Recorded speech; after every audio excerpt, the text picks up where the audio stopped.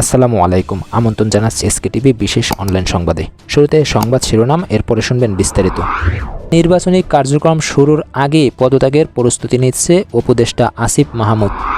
৫৪ বছর পরে যে সুযোগ এসেছে তা সম্মিলিতভাবে কাজে লাগাতে হবে বললেন চরমোনাই পীর। কামালকে দিয়েই শুরু, এরপর থেকে একে একে বললেন প্রেস সচিব। জামাতের টার্গেট ১৫০ আসনের জয়। বিএনপি একমাত্র দল যার রাষ্ট্র পরিচালনার দীর্ঘ অভিজ্ঞতা আছে বললেন নজরুল ইসলাম।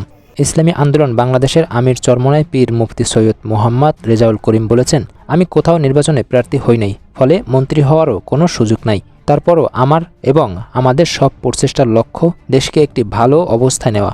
জীবন উৎসর্গকারী জনতার রক্তকে সার্থক করার জন্যই আমাদের প্রচেষ্টা। ৫৪ বছর পরে একটি সুযোগ এসেছে, এই সুযোগ কাজে লাগাতে না পারলে আগামী প্রজন্ম আমাদের ধিক্কার দেবে। বৃহস্পতিবার চরমোনাই ঐতিহাসিক অগ্রহায়ণের মাহফিলে দ্বিতীয় দিন অনুষ্ঠিত উলামা শায়েখ ও দিনদার বুদ্ধিজীবী সমাবেশে এসব কথা বলেন তিনি। চরমোনাই পীর বলেন, আগে যারা দেশ শাসনের সুযোগ পেয়ে দেশকে দুর্নীতিতে চ্যাম্পিয়ন করেছে তারা আবারও ক্ষমতায় আসার জন্য উঠে পড়ে লেগেছে। বাংলাদেশের মানুষ নতুন শাড়িতে পুরনো বউ দেখতে চায় না, ফলে আগামী নির্বাচনে পরিবর্তন আসতেই হবে। সম্মেলনে ধর্ম উপদেষ্টা ডক্টর আ.ফ.ম. খালেদ হোসেন বলেন, ধর্মের ব্যাখ্যার জন্য ওলামাদের কথাই শেষ কথা। বাংলাদেশে কেউ ইসলাম অবমাননা করলে তাদের ধূর্ততার সঙ্গে আইনের আওতায় নেওয়া হবে। আপনারা কেউ দয়া করে আইন হাতে নেবেন না। আমি আশ্বস্ত করতে পারি, বাংলাদেশে কেউ কোনোভাবেই ধর্মের অবমাননা করতে পারবেন না।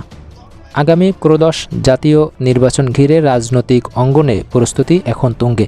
নির্বাচন সামনে রেখে সমমনা দলগুলো নিয়ে নানামুখী তৎপরতা চালাচ্ছে বাংলাদেশ জামাতে ইসলামী। একই সঙ্গে জোটের শরিক দলগুলো নির্বাচনী প্রস্তুতিতে গতি এনেছে। জামাতে ইসলামী একটি উচ্চাভিলাষী লক্ষ্য নির্ধারণ করেছে। তাদের টার্গেট ন্যূনতম ১৫০টি আসনে জয়লাভ করা।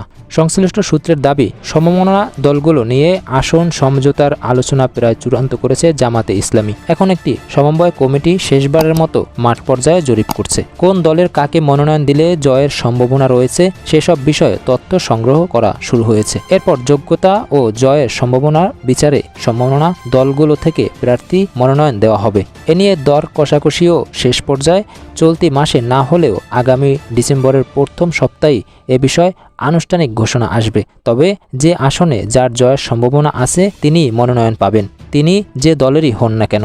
অবশ্য জামাত এবং তাদের শরিক দলগুলোর মধ্যে কোনো প্রচলিত জোট গঠিত হয়নি, বরং এটি একটি নির্বাচনী বা আসনভিত্তিক সমঝোতার ভিত্তিতে নির্বাচনে অংশ নেওয়ার কৌশল হিসেবে চূড়ান্ত করা হচ্ছে। এদিকে দেশের নারী সমাজ বিএনপির প্রতি আস্থাশীল বললেন সেলিমা রহমান।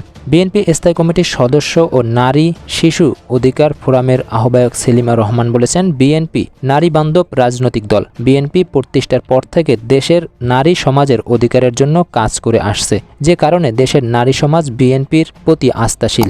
বিগত সময়ে যখন অবাধ, সুষ্ঠু ও নিরপেক্ষ নির্বাচন হয়েছে, নারী সমাজ তার প্রতিদান দিয়েছে।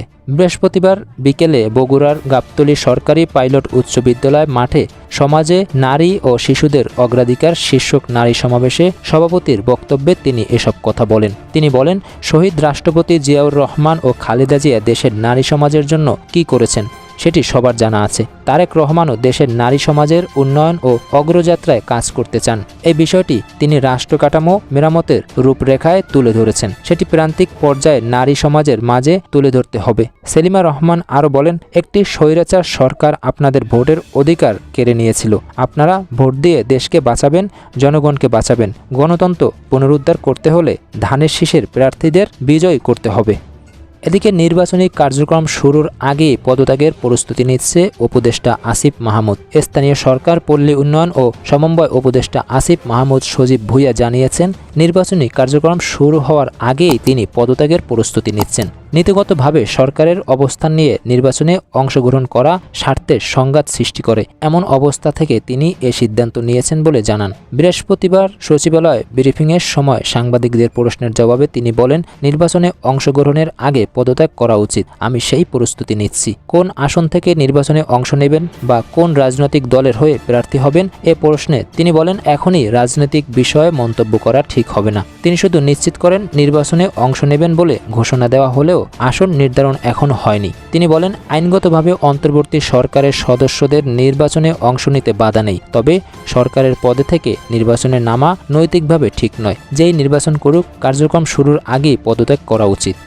এদিকে বিএনপি একমাত্র দল যাদের বহুবার দীর্ঘ সময় রাষ্ট্র পরিচালনার অভিজ্ঞতা আছে বলে জানিয়েছেন বিএনপির স্থায়ী কমিটির সদস্য নজরুল ইসলাম খান। বৃহস্পতিবার জাতীয় প্রেস ক্লাবে 90-এর ডাকসু ও সর্বদলীয় ছাত্র ঐক্য আয়োজিত এক আলোচনা সভায় প্রধান অতিথির বক্তব্যে তিনি এসব কথা বলেন। নজরুল ইসলাম খান বলেন, একটা দেশের সবচেয়ে এক্সপেন্সিভ ইনস্ট্রুমেন্ট হলো বা মেশিন হলো স্টেট মেশিন, রাষ্ট্রযন্ত্র। রাষ্ট্রযন্ত্রের সবচেয়ে মূল্যবান, রাষ্ট্রযন্ত্রের চেয়ে জটিল কোনো যন্ত্র কোনো দেশেই নাই। আর সেই যন্ত্র পরিচালনার দায়িত্ব যারা চান তাদের সক্ষমতা, তাদের অভিজ্ঞতা, এটা তো বিবেচনার বিষয়। 2024 সালের গণ অভ্যুত্থানের শহীদদের তালিকায় বিএনপি এবং অন্যান্য সহযোগী সংগঠনের নেতাকর্মীদের সংখ্যা বেশি উল্লেখ করে তিনি বলেন, আন্দোলনে কারা বেশি অংশগ্রহণ করেছে সে অনুযায়ী গুরুত্ব পাওয়া উচিত না, কিন্তু আমাদের কিছু কিছু সংগঠনের কিছু লোকের কথার ভিতরে মনে হয় তারাই সব করেছে আর কি। এদিকে কামালকে দিয়েই শুরু, এরপর থেকে একে একে, বললেন প্রেস সচিব।